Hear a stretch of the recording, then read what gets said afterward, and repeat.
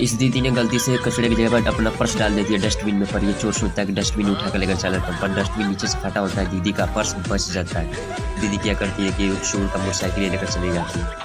आप भी चोर के साथ ऐसा ही करना, सच में आलू सब मजा चखाने के लिए ऐसा ही करना। ये देखो भाई साहब को, तो पैसे के लालच में पीछे अपना डब्बा छोड़ देते हैं और पैसे के पीछे पड़ जाते हैं, और एक डब्बा पीछे से लेकर गायब हो जाता है भाई साहब बंदा।